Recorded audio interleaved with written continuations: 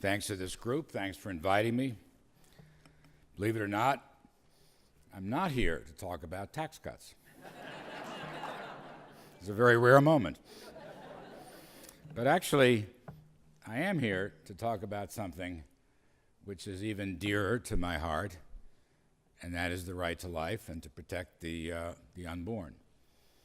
It's one of my favorites. In fact, hopefully Carly will come on the radio with me on Saturday and we will have a discussion about this.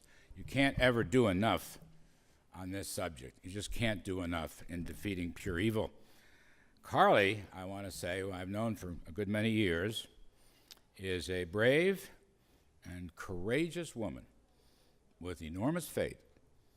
And that faith never stops her, keeps her going against all odds and all areas. She was a great success in business, as we know. She ran a Senate race against Barbara Boxer and all the fruits and nuts in California. I had Carly on the TV show a whole bunch of times. The front office kept asking me why. I said, well, A, look at the name of the show. We make our own decisions. And B, we have this very unusual woman. She didn't win, but she kind of began to spread the Carly gospel in defense of life and would never back down, which is a wonderful thing. We need about 10,000 or 20,000 of them. When she ran for president, she blasted Hillary Clinton for Hillary's opinions about essentially unlimited abortion. Right up, I guess in the last debate, Clinton said right up until the last day you could have an abortion as far as she was concerned. So Carly smoked her out before, hit her again and again. I thought taught the Republican Party and the whole country a thing or two. And we owe her a debt of gratitude for that as well. Maybe the most important thing, maybe, is how she unmasked the hideous Planned Parenthood business of selling fetal parts, which I think caused great angst around the country. Very few people knew about this. I didn't. Remarkably grisly and unholy and evil. And nobody has said these kinds of things before. And that's one of the reasons why Carly so deserves this award.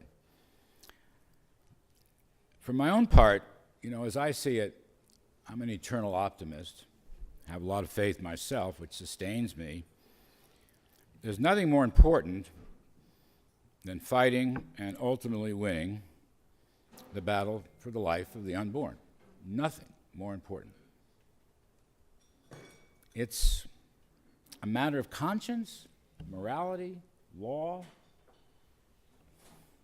Since Roe v. Wade, which was passed in 1973, 43 years ago, according to most estimates, we have, regrettably, had 58 million abortions in this country. 58 million, according to the latest data. And that data, by the way, comes from an interesting website, which is actually pro-choice. But they put out some pretty good numbers, and I checked them. 58 million. I could have used them in the economy, increase the workforce, grow, give opportunities. Now, blessedly, in recent years, the abortion rate has come down for a bunch of reasons. As James said, we are, to some extent, beginning to persuade people. And I think this is very, very important. Progress, however you can get it. We're still having about 1 million abortions a year. That's what it comes down to. But that's a lower number. Now, these are, in some sense, unreal statistics. They're bizarre statistics, but worth contemplating. And I think, personally, some of the restrictions that have now popped up in the courts and in the states have been very helpful in this respect. I think these restrictions are very good. You have, parental consent or parental advice. You have counseling. Partial birth is now illegal in many, many places. remember years ago, my great friend Kellyanne Conway predicted that the sonogram itself would begin to have a major impact in reducing abortions and the demand for abortions. Younger people see it. There's a great ad. I don't know who runs this ad. I should know, but I don't. It's a great TV ad with the cafe singer in Washington, D.C., Roberta Flack, who had this wonderful song many years ago. Let me see, from the first time I saw your eyes. From the first time I saw your eyes. And it's running on TV. It's not harsh. It doesn't point fingers. It doesn't yell. It just shows a couple watching a sonogram of their child at its earliest possible stage. Life begins at conception. And I want to quote Pope John Paul II in his Evangelium Vitae of 1995, which of course spoke at great length with great moral authority about the sanctity of life. And I think Pope John II, who was John Paul II, was revered and respected around the world. His own efforts had a huge impact on our movement and our faith that somehow we could fight back. We don't have the resources, but we could fight back. I think we owe a lot to John Paul II. He had a very simple notion here. The Ten Commandments, which I think pretty much have widespread support. By the way, they're not suggestions, they're commandments. That part is sometimes lost. But the sixth commandment says, thou shalt not kill. Thou shalt not kill. It doesn't get any simpler or more straightforward than that. And the Pope talked about life beginning at conception, and he talked about the battle to preserve the right to life and support and sanctity for the unborn. Pope Francis, I don't always agree with him, but Pope Francis came out not long ago with an encyclical where he talked about remembering abandoned people. Remembering abandoned people. Part of that was an economic discussion, but part of that was about the unborn. How can we abandon the unborn when we can see through our own eyes and the technology that they exist at a very early stage, at conception? That is a cause worth fighting for. I also want to just end and give my sense. We are constantly fighting a cultural war in this country. I don't know that we're going to lose it. I'm always optimistic that individual men and women in whatever station of life they are, whatever their position is, whatever their business, whatever elections, private homes, churches, synagogues, and so forth. But we've had a cultural decline, and I happen to think this battle of supporting the unborn and stopping 58 million more murders is part of the cultural fight that we are having. You see it in areas out of wedlock births, family breakup, no fathers to teach sons and daughters, a disregard for the moral virtue of work, which is another of my favorite topics, and yes, a disrespect for the unborn. Again, I go to the sixth commandment, thou shalt not kill. So, we have to keep fighting hard so that life will triumph over death, to put it in John Paul's phrase. And we have to work, I think, to persuade. Carly and I were talking about this at dinner. Persuade. You mentioned the millennials are moving away from abortion. I've seen it, heard that too. We can persuade using facts, using technology, using culture, using moral and religious principles, which must never go out of date. We need not offend, smear, try to destroy people. I'm a great believer in civility. Part of my book about JFK and Reagan was about civility. I don't see the kind of civility nowadays that I would like to see. I don't see it in our public life. I don't see it in our private lives. We need to do a lot better. But I think if I'm sitting at a dinner table, God help me here at the Upper East Side of New York, which is only a tad better than Barbara Boxer, I can try to persuade calmly. I don't need to insult. I can try to persuade. I don't even need to raise my voice. I can talk about moral principles and culture, and I think people will listen. I believe they'll listen. You know, we learn in faith, we hate the sin, but we love the sinner. And it's never too late to convert the sinner and the sinner's friends and families. Never too late.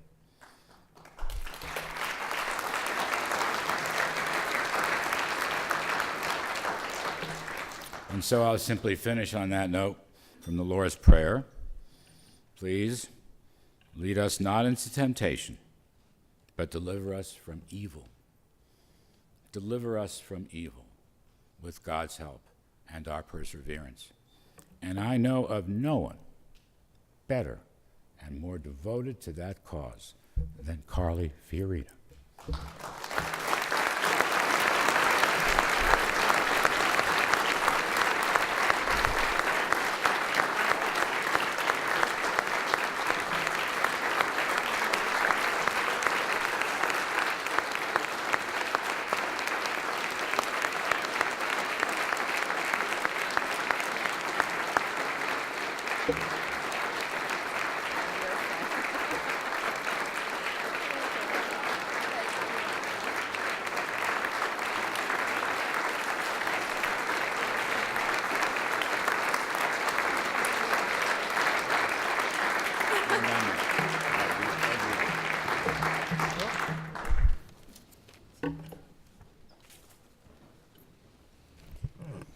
Well, thank you, Larry, so much for that stirring set of remarks. And Maria, thank you so much for including us. And my gosh, it's a family affair here.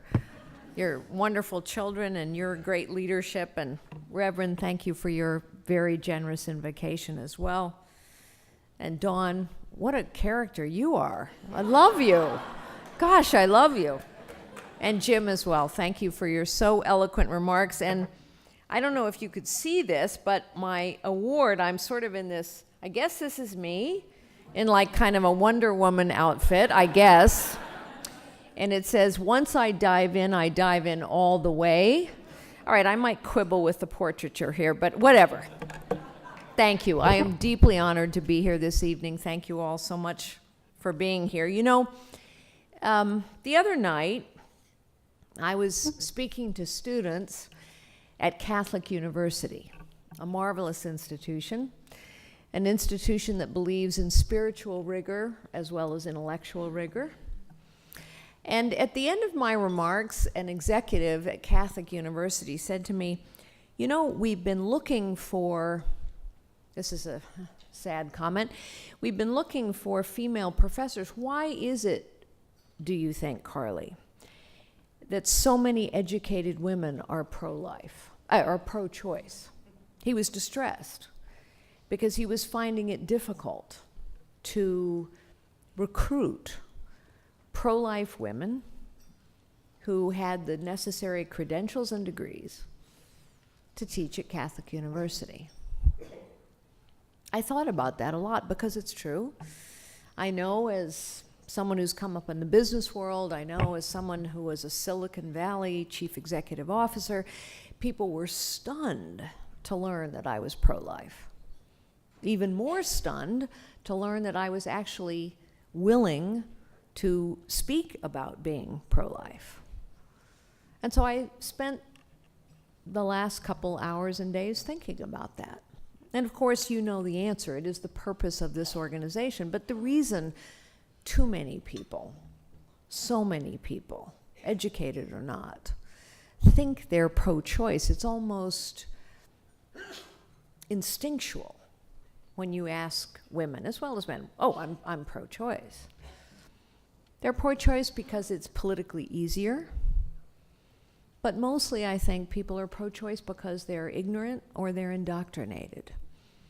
And I make no judgment about them. It's hard to get the truth on this subject, as so many of you have wisely said. One of the things, when I say it's politically more convenient, if you go into a gathering of people, certainly here in Manhattan, certainly here in California, but if you go into a gathering of folks and you happen to say you're pro-choice, everybody kind of moves on. And if you happen to say you're pro-life, everyone goes, really? Really? In fact, one of the experiences that I had when I was running for president, as well as when I was running for the Senate against Barbara Boxer in the deep blue state of California, was a lot of people who called themselves conservatives or Republicans, or even people who called themselves pro-life, would come up to me and say, you know, Carly, I'm with you, but don't talk about it. I mean, you know, can we, you know, the fiscal conservatism, we're with you. Tax reform, we're with you. You know, work stuff, we're with you. Just don't talk about it. It's just easier, isn't it? It's just easier in so many settings not to talk about it, and so people don't. And when you don't talk about it, as Larry said, light, or as the Reverend said, when you don't talk about it, it's easier to have ignorance and indoctrination take hold. So let's talk about ignorance just for a moment. I can remember that debate that you so generously referenced. The data is so clear. The facts were crystal clear. And in fact, despite the fact that the folks who created those sting videos were indicted in Texas, ridiculous, despite all that, congressional hearings months later demonstrated that, in fact, Planned Parenthood is trafficking in body parts. There's no doubt about the facts here. And yet, the morning after that debate, I did what's known in politics as the full Monty. That means every morning show there is, or on Sundays, every Sunday show there is. I did them all. And on every single morning show, it didn't matter the politics of the morning show, right or left. On every single morning show, the discussion of the show was, that is not true. That is not true. That's not true. I mean, the videotape has been discredited. That's not true. That's not real footage. All of the discussion was about, that's not true. I say this not to pat myself on the back, not at all. I say this in empathy. It is extremely difficult. It takes enormous perseverance and courage to stand up to, that is not true, by absolutely everybody. My candidacy, whether it was for the Senate or for the President of the United States, has been called on more than one occasion an offense to women, an insult to women. Because, of course, part of this narrative is that if you are pro-life, you must be against women. Of course, the people who say that ignore the fact that the vast majority of abortions around the world are of females, not males. That, in fact, the very reason for abortion in so many parts of the world is simply gender. And yet those of us who are pro-life are an offense to women. We hate women. That's hard to stand up to, which is why I applaud all of you. Of course, people are ignorant of the science as well. It's interesting, when I was at Catholic University, a professor told me that he had done an informal survey. And he asked his students, what do you think the constraints and limitations are on abortion in the United States? And most students said, oh, well, abortion in the first trimester is okay, but after that it's not okay. They were shocked to learn, they did not know, that this is one of the very few countries on the face of the planet where there are literally no restrictions on abortion. It is shocking when we say that. I have spoken with people from elsewhere in the world who are literally shocked, appalled, stunned to know that there is literally no limitation on abortion in this country. Most of our young people do not know that, which is a tribute to them that they remain pro-life nevertheless. Ignorance. I remember debating Barbara Boxer, and Barbara Boxer literally saying, Hillary Clinton said, you know, an abortion at any time is okay. She sort of tried to justify it by saying, well, most of the time these abortions are done for the health reasons for the mother. Untrue. But I remember Barbara Boxer literally saying, it's not a life until it leaves the hospital. Because I challenged her, what is life? When is it a life? And her answer was, when it leaves the hospital. And yet, when people say things like that, to Larry's point of optimism, most people in the world recoil from that. They understand there's something truly wrong. Truth actually is on our side. But we should never underestimate the level of ignorance that exists. Science, all the way back to science. Science is something that so many liberals hold up. Right? We should pay attention to the science of global warming. We should pay attention to the science that tells us there are infinitesimal microbes in the bottom of the ocean or maybe on the surface of Mars. I mean, science is our new God. So how about this science? The DNA of a zygote is exactly the same DNA as the day you die. So I'm not smart enough to decide, as President Barack Obama once said, where life begins. I choose to begin where the DNA begins. And most scientists would tell you that life, indeed, scientifically, does begin at conception. And so we need to...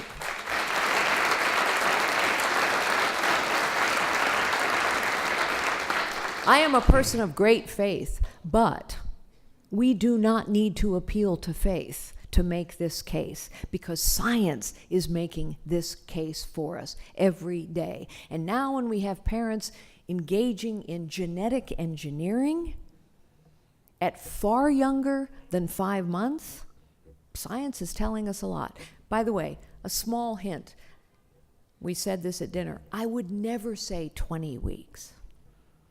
20 weeks sounds clinical. 5 months sounds real. It sounds like a bump in the belly. It sounds like a heartbeat when you put your hand on that belly. Keep it real. We got to keep it real. In any event, science is on our side. Indoctrination. So ignorance is part of the issue. Indoctrination is another part of the issue. I remember being in a diner during the presidential campaign. A diner. And a high school class got out of class and showed up at the diner. And this young woman walked up to me. She was 17, I know that because I asked her. And she said, Carly, why do you hate LGBT people? And I said, wow, why do you think I hate LGBT people? She said, because you're pro-life. Now, I don't quite know how she got that juxtaposition, except that actually I do know exactly how she got it. It's sort of the litany of liberal causes. You know, if you disagree with any of them, you disagree with all of them. So I was pro-life. I had to hate LGBT people. So here's what I said to this young woman. I said, you know, have you ever known anyone who is pregnant? She said, oh, yes, my aunt. And I said, well, have you watched her belly grow? Yes. I said, have you ever put your hand on her belly? Yes. Have you felt the baby kick against your hand? Yes. She lights up because she's excited. Her aunt is pregnant. And I said, are you so sure that's not a life? Because I'm pretty sure it is. She stopped. And I said, now why does that make me hate LGBT people? Sometimes we just have to tell someone a story so they will stop and think. I remember going to a Planned Parenthood clinic with my dear friend. I was 22 years old. I was I had been brought up to be pro-life and a faithful person, but I wasn't really thoughtful about the issue. And I remember going to a Planned Parenthood clinic in Washington, D.C. with my dear friend who had decided to get an abortion. And she asked me to go with her. And I was her friend, and so I did. And I watched what that did to her. I watched the physical pain, the emotional pain, the spiritual devastation. I watched my friend actually never be the same again. And I think stories like that are worth telling over and over and over to people. I remember meeting my husband, Frank, some years later. And when I married him, almost 36 years ago now, I learned that his mother had been told to abort him. His mother actually should never have had children, but she had first his elder sister and then her middle child. And when Frank finally came along, she was told that this was of great harm to her and she should abort him. But she was a woman of great faith and great courage. And she decided to bring her child into the world. She spent a year in the hospital. He was cared for by her sister-in-law. But her son, Frank, my husband, Frank, became the joy of her life. He has been the rock of my life. We should tell stories like that of the people who have made a difference in the world because they came into life.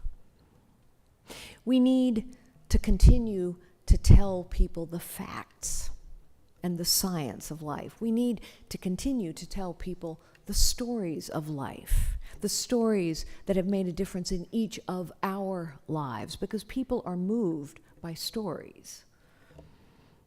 We need to talk about the miracle of life, and we need also to make progress towards life. That is why I believe we must pass the Pain-Capable Unborn Child Protection Act, not because it is the end of the story, but because it is the beginning of the story. Once people decide life starts at 5 months, then it's harder and harder to say it doesn't start at 4 months, or 3 months, or 2 months. And that is why the pro-choice movement fights so hard against any limitation, because they know once they give an inch, they have lost the factual fight, the scientific fight, not to mention the fight on morals and character. And finally, can anyone argue that abortion is discriminatory? Of course it's discriminatory. It's how the abortion industry got its beginning, was in a discriminatory fashion. Can anyone argue with the reality of where abortion clinics are? They are mostly in poor communities. They mostly affect people of color, African Americans, Hispanics. Abortion is discriminatory. And so therefore, we must talk about always the promise of life, the potential of life, whether it's the life of my husband that made a huge difference for me and our children and our friends and our family, or whether it's a nameless, faceless, incredibly poor woman I met in a slum in New Delhi, India. Her circumstances were desperate. All around her was trash, human misery, desperation. I don't know if you've been to the slums of New Delhi, but they are desperate circumstances. And yet this was a woman who, with a helping hand and a small loan and support, this is a woman who had built a business, who had employed her family, who had made her community better. You see, in the end, this is the only nation on earth founded on an incredibly powerful idea. And the incredibly powerful idea that this nation was founded on was that every life has potential. My mother would say it this way. She would say, everyone has gifts from God.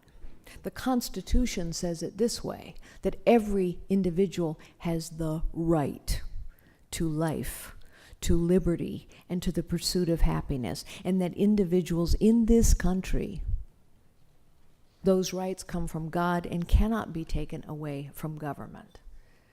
That was our founders' way of saying that everyone has potential, everyone is gifted by God, every life is filled with possibilities. This is the only country that believes that we are not, none of us are defined by our circumstances. None of us should be defined by where we come from, or where we are conceived, or where we grow up, or the color of our skin, or our last name, or how our parents start.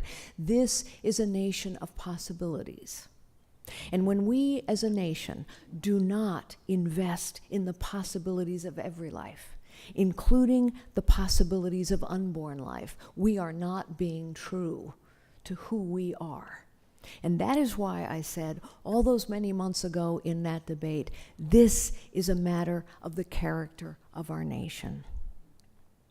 And so, ladies and gentlemen, what I would say to you tonight is, be leaders. Leaders are courageous. Be of good courage.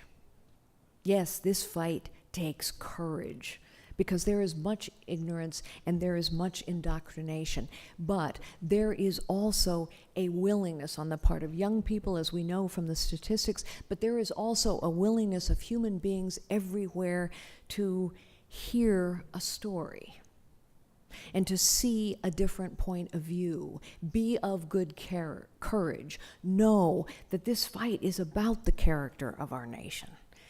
And be willing, as leaders always are, to see the possibilities, not just the possibilities in every unborn life, but the possibilities as well of the goodwill and civility of our fellow citizens.